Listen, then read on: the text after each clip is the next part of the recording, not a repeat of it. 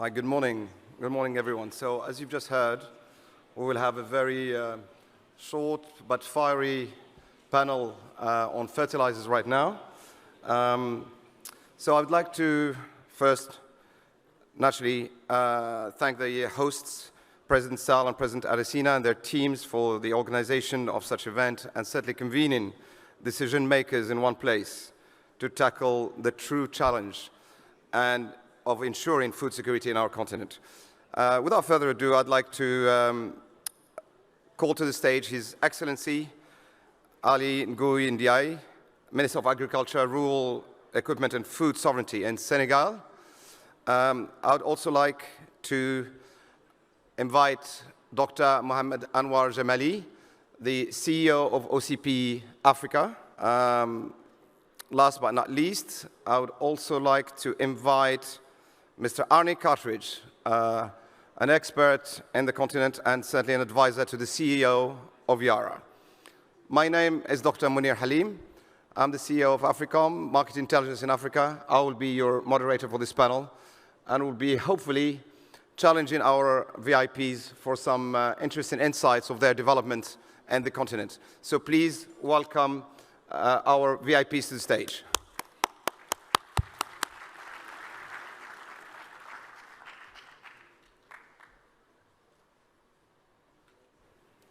So, as you can see, we're straight to the point, but I would like to do a very small introduction or small story that happened to me yesterday.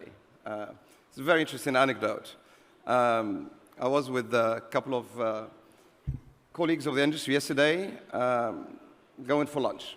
Actually, for the first time, truly, not type of fasting or anything, but first time truly in my life, I've experienced hunger. It is true.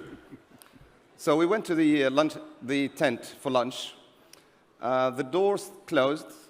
We started packing up at the door, and we were really hungry because by the time there was a lot of debates, a lot of very interesting panels, and they said, well, no, you cannot come in. We can smell the food, we can see the food coming in, and no, sorry, you cannot come in. So why? You need a ticket. All right, well, where's the ticket? Well, some other lady. Anyway, to cut a long story short, we're looking for tickets. Why the tickets? We have the badges. So the moral of the story is what I truly believe the status of the fertilizer market in the continent. We have everything. We have land, water, resources, people, young, very, very eager, young workforce that is eager to work. We have fertilizers, we have production, we have phosphates, we have gas, we have everything. So all it needs, just like for our lunch, just to connect the tickets, the rules, the policies, the products, and get everything flowing. So I hope, thank you. So maybe to start, but because we have both the private and the public sector in our panel today, and what a panel we have. So I'd like to go straight to the point and maybe starting with my esteemed friend, Ms. Dr. Jamali, just with a question on the private sector, because it's certainly very key in our industry. So the question, Doctor, is what is the private sector doing to grow the fertilizer markets in the continent? Très bien. Merci beaucoup. Et merci pour la BAD de nous avoir associés à cet événement Nourrir la planète. Brièvement, ce que le secteur fait, le secteur privé en particulier, vous savez, OCP était un des premiers acteurs de l'industrie des engrais à avoir dédié depuis 2016 1 million de tonnes pour l'Afrique. Aujourd'hui, grâce à un investissement durant les dernières années, on est passé de 3 millions de production à 15 millions de tonnes en 2023.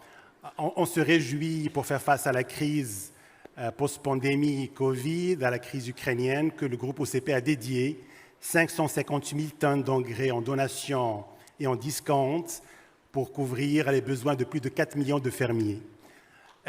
L'enjeu étant que cette offre qu'on a menée avec nos partenaires, une vingtaine de pays africains qui ont pu bénéficier, ont pu aussi porter sur des engrais qui sont adaptés. L'enjeu étant cette customisation, Je me réjouis d'avoir à mes côtés son Excellence de l'Agriculture du Sénégal, avec qui on discute ce travail de la customisation, s'assurer que les engrais qu'on produit sont des engrais qui sont adaptés au sol et aux cultures des pays africains que nous servons. Cette customisation, comme vous le savez, elle a aussi bien des avantages économiques, puisqu'on fait consommer aux fermiers juste les nutriments qui sont nécessaires à son crop et à son sol. Elle est aussi rentable côté productivité, mais elle est aussi éco-responsable à partir du moment que les éléments nutritifs ne sont pas perdus dans la nature, que ce soit dans les airs ou dans la nappe phréatique. Aujourd'hui, nous nous réjouissons qu'en cette année 2023, OCP dédie 4 millions de tonnes pour le continent africain. Cette quantité représente à peu près le double de ce que nous avons supplyé en 2021 et qui représente le quart de la production du groupe OCP. Il va sans dire que ces 4 millions de tonnes que le groupe OCP met à disposition des partenaires en 2023 bien, est associé avec une approche beaucoup plus globale, dans le sens où on veut s'assurer, et je crois que tous les panels et tous les panélistes qui m'ont précédé ont insisté énormément sur cela, que le fermier africain a besoin des engrais, mais aussi besoin d'input, a besoin d'accès à l'information, à la technologie, à la digitalisation, à la mécanisation, accès au financement. Et on doit s'assurer, dans une approche globale et écosystémique, d'assurer un apport aux fermiers que nous servons et aussi le rôle que nous jouons aussi en termes d'entrepreneuriat pour encourager les jeunes à agir dans l'agritech. Thank you.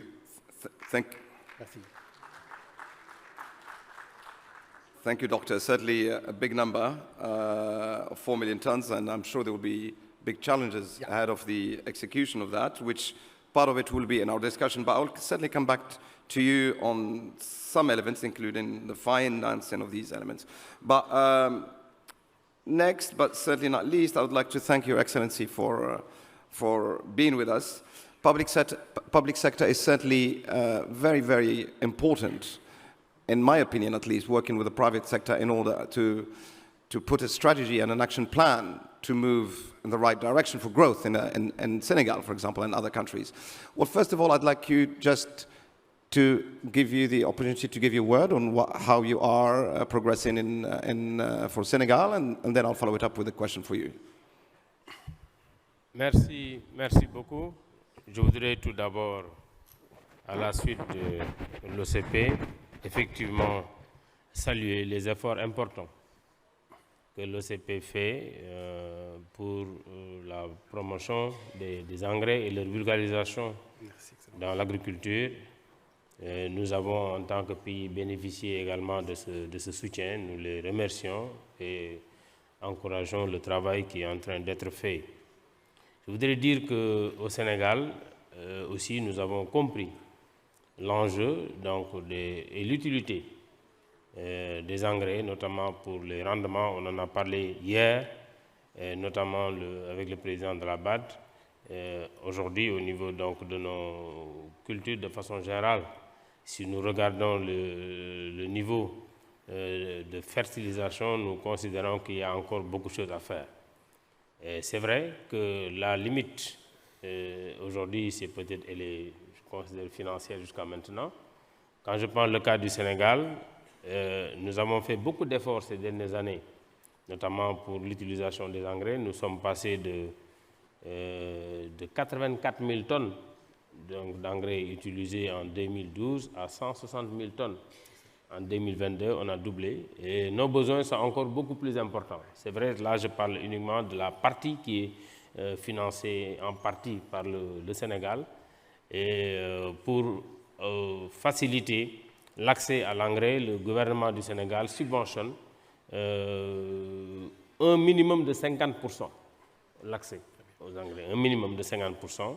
L'année dernière, on était jusqu'à 54%. Et pour ce qui concerne les engrais bio et également les engrais organiques, nous faisons même des subventions qui vont jusqu'à 90%. Ça, c'est pour faire la promotion. donc de ces produits qui commencent à se faire connaître dans le milieu agricole. Donc voilà cette politique que nous faisons, qui est une politique volontariste, mais les besoins sont peut-être 3 à 4 fois plus importants. Donc si les ressources sont là, ce que nous cherchons toujours, nous allons certainement augmenter les subventions. Mais un aspect important a été abordé par l'OCP, d'ailleurs ça fait l'objet de nos discussions. Moi j'ai considéré quand je suis venu qu'une formule valable pour tous les sols, pour toutes les cultures, ça me pose problème. C'est pourquoi j'ai dit qu'il faut quand même qu'on soit plus efficient. En faisant une bonne cartographie des sols, on va peut-être définir les types de formules dont nous avons besoin. Et je pense que déjà, si ces études finissent, on pourra faire on va faire un customizing des sols pour être plus efficient dans nos distributions d'engrais. Parce que c'est quand même des volumes importants que nous faisons depuis quelques années et que nous envisageons au moins cette année de mettre 160 000 pour les engrais chimiques et pratiquement 70 000 tonnes pour les engrais bio et comment dirais-je, et les engrais organiques. Voilà ce que merci. Et alors, en perspective aussi, et c'est important de le dire, en 2023, le Sénégal commencera en fin 2023 donc la production de gaz. Nous envisageons, et aujourd'hui nous avons des entreprises privées qui commencent à se positionner pour pouvoir produire de l'urée. Parce qu'aujourd'hui, il faut aussi le reconnaître, une bonne partie, bien que les ICS sont là, c'est une entreprise qui est là, locale, qui fait quand même beaucoup dans la production d'engrais, mais qui saura certainement faire la production d'urée, et peut-être avec d'autres privés, la production d'urée. Là, dans ce cas, on pourra peut-être dire que déjà l'essentiel de la production sera là, mais au moment où nous parlons, pour ce qui concerne l'urée, nous dépendons de l'extérieur, nous en importons, soit ça vient du Nigeria avec Indorama qui est aussi présent au niveau des ICS, soit ça vient également de l'Ukraine comme tout le monde a connu et avec ses conséquences suite à la situation actuelle. Merci. Thank you, Your Excellency. Certainly, I must congratulate when I hear doubling numbers in such a short time. From 75,000 to 175,000 tons. That's marvelous. It also brings me to a point that doesn't only apply to Senegal, but also to several other countries in Africa. And I use the opportunity that the head of states are with us and listening to us. The marvelous story in Africa is we see very fast growth. Just exactly the success story you just said. In Senegal, we've seen it in other countries, Mali, you've seen it in Nigeria, in Kenya, and so on. However, we do also see a fragile system, ecosystem, that when there are any disruptions in the global market, which will lead or dissipate into the continent in Africa, that growth is lost. All the hard work of the ministers, of head of states, of CEOs of private sector can be lost in one season.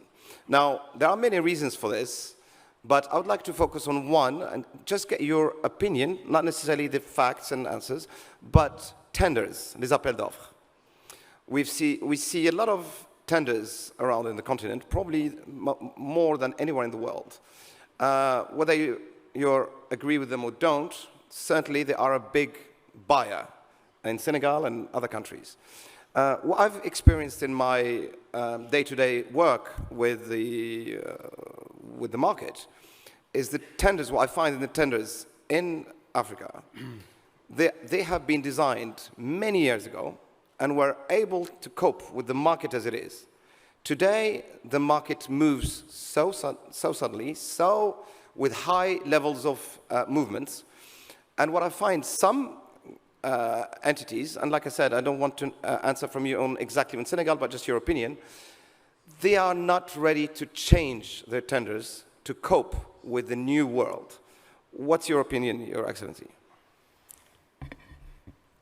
Bon, à mon avis, ce n'est pas tellement un problème parce que ce que nous cherchons un peu, c'est l'efficience. Si aujourd'hui les appels d'offres ou les consultations constituent des éléments qui peuvent permettre d'être plus efficients, une meilleure utilisation des engrais, je ne pense pas qu'on s'y oppose.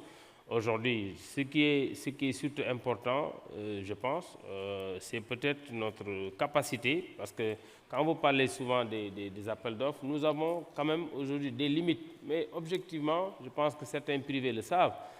Certaines de nos limites, quand je prends le cas du Sénégal, c'est peut-être également quelques limites financières. Vous prenez aujourd'hui le cas du Sénégal. Généralement, ce n'est pas l'État du Sénégal qui achète de l'engrais pour le donner aux agriculteurs. Nous acceptons, nous analysons l'offre internationale sur le marché. D'ailleurs, pour le cas du Sénégal, pour être précis, avant de fixer le prix des engrais, nous demandons une offre à l'entreprise qui est là, qui est nationale, qui nous donne sur la base des tendances du marché ce qu'il considère comme étant le prix aujourd'hui. Je prends, pour être plus spécifique, le cas des ICS. Les ICS produisent de l'engrais. Toutes les formules que nous demandons, c'est l'ICS. Pour l'urée, aujourd'hui, les ICS ont un partenaire qui est Indorama, qui produit actuellement à partir du Nigeria. Donc les ICS nous font une proposition. Ils disent, voici le coût des engrais, si nous devons acheter au niveau des ICS. Donc ce que nous faisons, nous, sur la base de ça, nous avons également d'autres privés qui n'achètent pas forcément auprès des ICS, qui achètent auprès de l'OCP, qui achètent ailleurs. Et nous y mettons une marge tenant compte du fait qu'un privé qui importe aura peut-être à faire face à d'autres dépenses. Et puis ensuite, c'est les vendeurs d'engrais eux-mêmes qui l'amènent jusque dans les champs. C'est ça l'approche. Et ils considèrent également, puisque l'État subventionne, ça veut dire que la partie que l'État va payer va venir peut-être dans 1 an, dans 2 ans. Naturellement, quand un privé fait comme ça, il est obligé d'aller sur le marché financier. Donc c'est en tenant compte de tout ça qu'on regarde qu'est-ce qui peut être une marge raisonnable pour un privé qui s'engage dans ça. C'est ce que nous faisons chaque année. C'est-à-dire, l'année dernière, compte tenu de la crise, on avait un prix de l'urée qui va certainement, qui sera différent du prix qu'on va fixer pour cette année parce que, naturellement, il y a eu peut-être un petit fléchiment du marché et le prix va descendre. Je pense que les privés avec qui nous travaillons savent que c'est la formule que nous adoptons. Mais aujourd'hui, ce qui allait être mieux pour tout le monde, c'est que l'État dise, j'achète des engrais, c'est à tel prix, ça fait l'objet d'un appel d'offres, mais la condition, ce sera certainement qu'on puisse payer tout de suite dès que tout ça vient. Et puis voilà, c'est peut-être plusieurs contraintes qui font que, mais ce n'est pas, je pense, un refus de s'adapter effectivement à la dynamique. Merci. Merci. Pour rebondir dans le même sens et de dire quand même qu'il y a des situations où ça fonctionne. L'exemple de l'Éthiopie qu'il faut citer ici, qui est un pays qui est arrivé à dépasser le target Abuja. Aujourd'hui, l'Éthiopie dépasse 50 kg à l'hectare grâce à un appel d'offres qui est fait d'une manière transparente, qui est fait d'une manière claire et précise et qui permet un peu aux fermiers éthiopiens d'avoir le prix adéquat, d'avoir la qualité et d'avoir le produit à temps. Surtout ce délai pour que le fermier africain puisse disposer de l'engrais bien avant la saison. Et ça, cela fait grâce aux tenders. C'est des situations qui sont à traiter, à mon sens, au cas par cas. Juste brièvement. Oui, merci, docteur, tout à fait. And thank you, Your Excellency, for your answer. If I bounce on this element, I think Ethiopia is a living example of what can be done. And I think if this year the volumes are imported both of phosphates and urea, Ethiopia will be the biggest market in Africa, bigger than South Africa. So that's just applause for the Ethiopian government and everybody that is supporting them.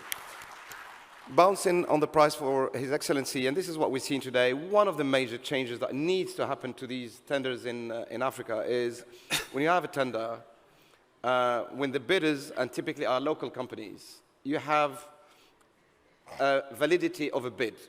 And typically, these entities, some of them are government-related, they ask for a bid validity of 3 to 6 months. So you can imagine with me, you're a bidder, you bid to win this market, and you have that bid needs to be valid for 6 months. So naturally, you're going to try and put some risk management and increase the price. Because the price today moves one day to another as much as $50 a ton.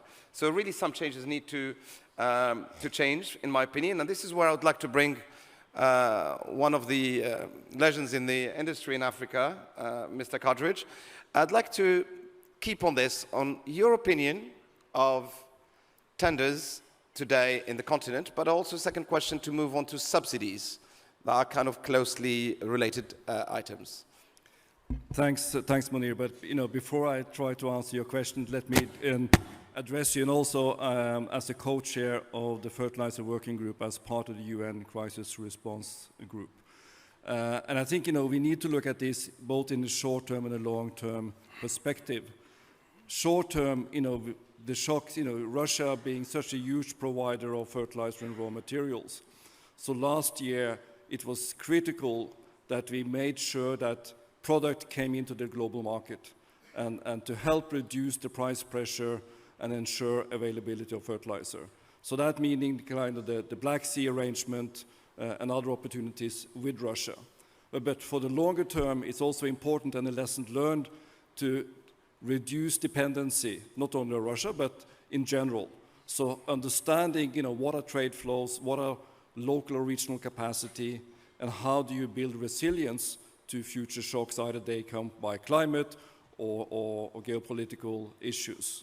So I think that's important. And in the kind of the short term, big credit to President Adesina and AFDB, who turned around very quickly, April, May last year, the same from the World Bank. Also from the private sector, we tried to put together what we call Sustain Africa, an effort to try to actually help ensure that the fertilizer was available, but also to jointly help to bring down the price at farm gate. So all of these things, and I think it's just on us to continue as we go into this year to actually roll up our sleeves and help each other, public and private, and to see what are the kind of the short-term solutions. But I think longer term, there's several aspects, and back to your question, Munir, I think, how do we build, mechanisms or instruments that kind of help. So on the subsidy schemes, and again, I will probably go back to my friend Adesina here, what you did during your time as Minister of Agriculture in Nigeria, to try to develop what I would call a farmer-centric and market-based solution, how to really target, either that is biometric data or otherwise, to ensure that you have registered farmers, to target the right farmers, that they can go to an agro dealer and actually choose what fertilizer they want to buy, and then have different types of voucher systems, and then have that supported both through the central banks, to have first loss arrangements or channel the subsidies in the right way. So I think for us, it is, how do we build that soft infrastructure as part of the subsidy schemes or with the private sector, and then build resilience. So I think that for me is one critical component. When it comes to tender process, I think, for us, key is to be, make sure they are transparent, they're done in kind of the right time, and that also that, to find ways also de-risking, I had discussions with some of the governments yesterday, and obviously, as Yara, we've been providing fertilizer in this coming season, but payments are slow and late coming in, and that becomes the challenge over time when you accumulate that and you get into kind of the $20–30 million spectrum. So I think it's also how we help each other to ensure that those payments are made and to de-risk the value chain, and also to ensure the flow of fertilizer coming forward. But again, I would say transparency is key. And if I have the opportunity, just on the longer term, I think even more critical is that we look at this holistically in a soil health perspective. The 10 inches of soil that we have around the world is what holds life on Earth. And with soil being depleted or being acidic, the response of fertilizer is not what it needs to be. I'll give you one example. From Kenya, we've been looking into and doing kind of assessments. If 30% of what is planted from maize today is done with the right type of fertilizer and with soil health in perspective, we will close the maize gap in Kenya. We will cover the whole maize need of Kenya with just 1/3 of the maize land planted today, if it's done in the right way. The same is, I had discussions with the government of Tanzania yesterday. Acidic soils, if we do liming and work on soil health, we can improve the productivity on different crops between 50% to 300%. So again, it's not just driving a commodity perspective on fertilizer, it's actually applying the right fertilizer to the right crops and taking the soil conditions in consideration. So I think this, what we'd call regenerative practices, soil focus, is going to be key for the kind of the longer term. Thank you.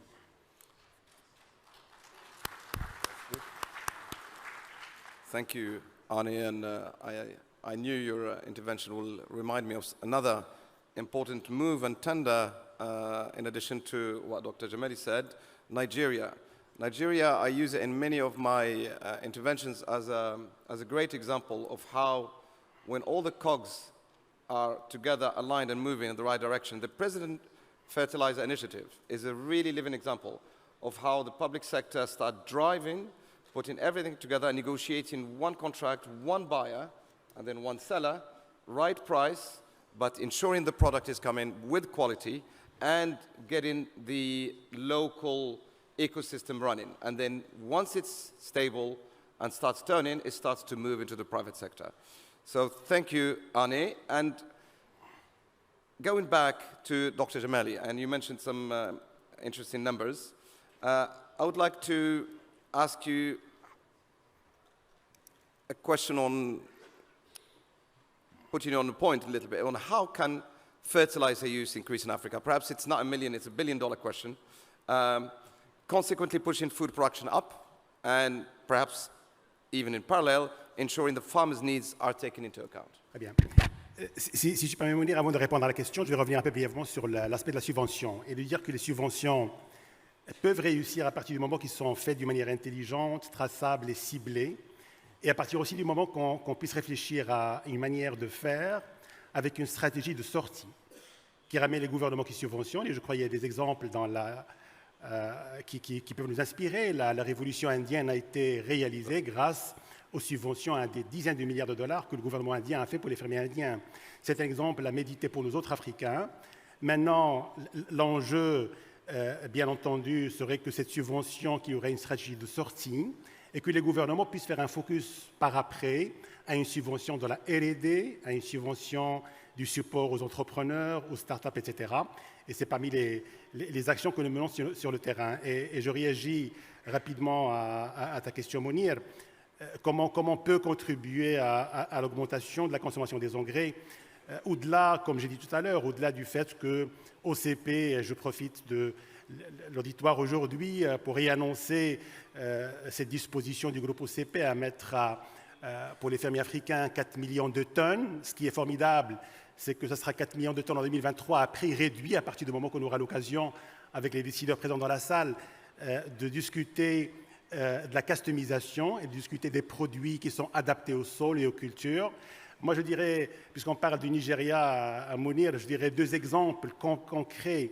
Ce qu'on fait sur le terrain, au Nigeria, on a développé une centaine de farmer house, c'est des maisons de fermiers. Et ces maisons de fermiers assurent un peu ce last mile qui permet un peu d'approcher le service vers les fermiers. On a même innové en encourageant des agri-promoteurs qu'on a équipés en triporteurs et qui connectent les maisons de fermiers avec les fermiers qui sont dans des régions difficilement accessibles. Ces mêmes agri-promoteurs, ils sont équipés en tablettes parce qu'on veut faire accéder l'information aux fermiers à travers l'agri-promoteur. On veut faire accéder la technologie aux fermiers à travers l'agri-promoteur. Et même, le cas du Cameroun, on a même équipé ces maisons de fermiers avec la machinerie. On achète des tracteurs, de la machinerie qu'on met à disposition gratuitement à tous les fermiers des communautés riveraines, avec l'idée de réfléchir à un modèle que les années à venir, les agri-promoteurs puissent louer ces machineries aux fermiers à un prix symbolique qui permet un peu d'avoir des revenus. Et je crois qu'avec ces modèles concrets sur le terrain, qu'en encourageant des jeunes promoteurs, qu'on peut faire la différence et qu'on peut accompagner une consommation d'engrais intelligente. Thank you, Doctor. I 100% agree, and certainly on the example you mentioned in Nigeria. It takes me back, certainly on the subsidies and the exit strategies. Subsidies, if they are left, farmers get used to it, and you never see any increase in the market, in the consumption, and so on. But with a careful exit strategy and then moving subsidy into other level of the chain, can prove very, very useful, like you mentioned, in other countries.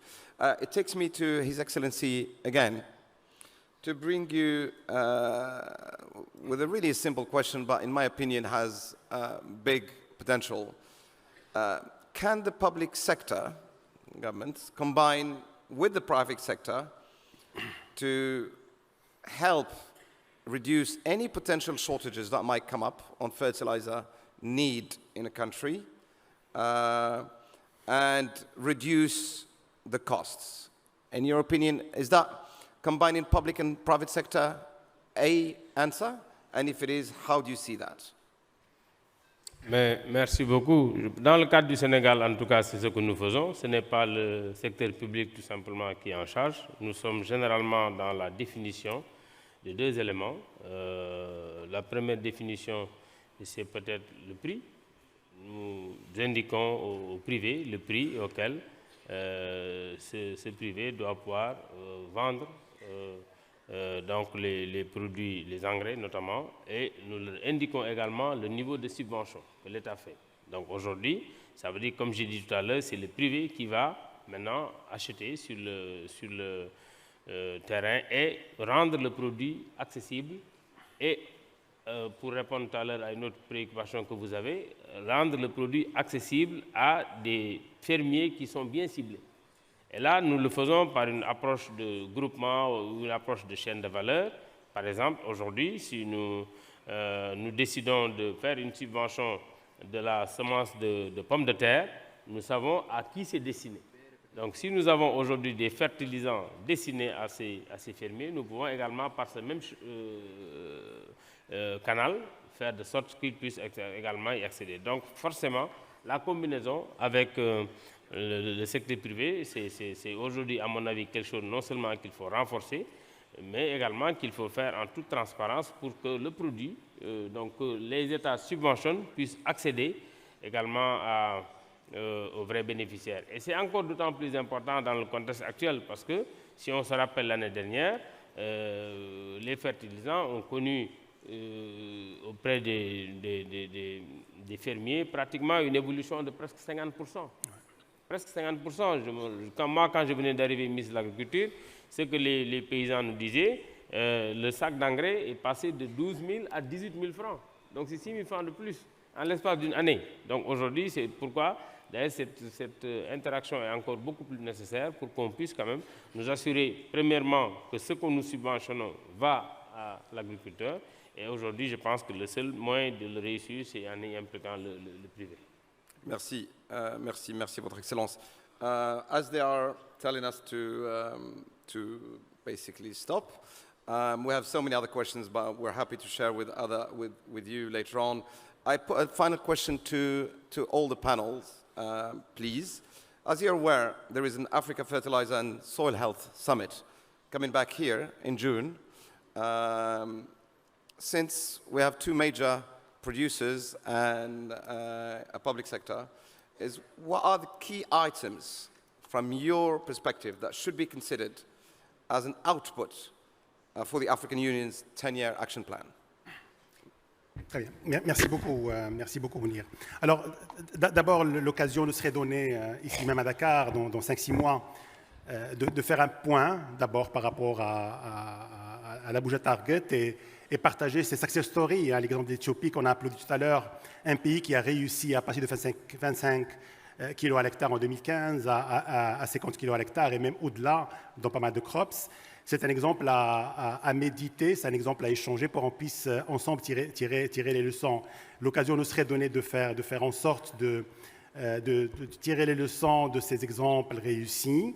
À mon sens, je crois un point sur lequel malheureusement on n'a pas trop insisté pendant ce panel, et j'espère que le sommet de Dakar au mois de juin, on aura l'occasion d'y revenir, c'est les jeunes. Qu'est-ce qu'on fait pour les jeunes? Comment donner le goût à ces jeunes d'embarquer dans l'agriculture?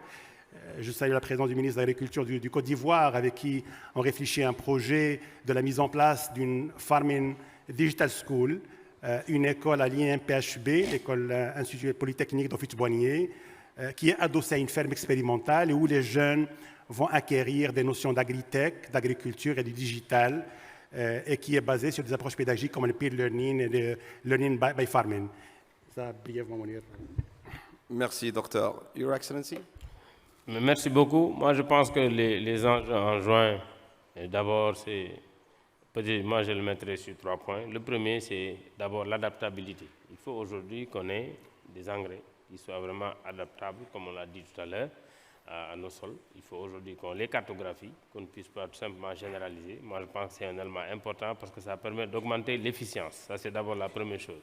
La deuxième chose, il faut que cet engrais également soit disponible à temps, quand on en a besoin. Parce que c'est ça qui permet qu'on puisse respecter un calendrier culturel.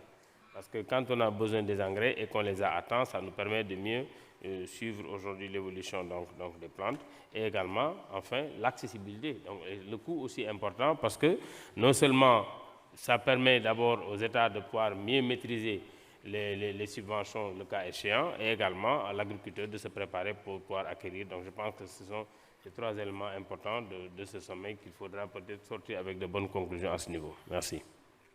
Thank you, Your Excellency. So last but not least, Arne. Yes, thank you. No, I think one is to take stock and you know what has happened since the meeting in Abuja in 2006, hosted by President Adesina and President Obasanjo. You know, what targets have we met, haven't met, why haven't we met them, what can be improved? So I think that stock taking is key. Then I think the world has evolved and developed since, and I think what I'm very pleased with is that soil health is fully brought into the agenda. And as I mentioned earlier, I think we need to understand how we apply the right type of fertilizer, increase the fertilizer use, but doing that in a way that has a better response and building soil health. And we lack organic material. And today also much of the organic material is taken away from the fields. We need to apply it to the fields, and we need to find better mechanisms. And then one new dimension which we didn't have or didn't focus on back in 2006 is that with renewable energy, we could now start looking at modular renewable energy, say 300,000 tons production in a much more local, regional way. So what are those opportunities for green ammonia and production in countries that was not an option when we looked at it last time? So those would be kind of three takeaways from my side. Thank you, Arne. I think with the pressure of time, please join me in thanking our esteemed panelists for today's interview.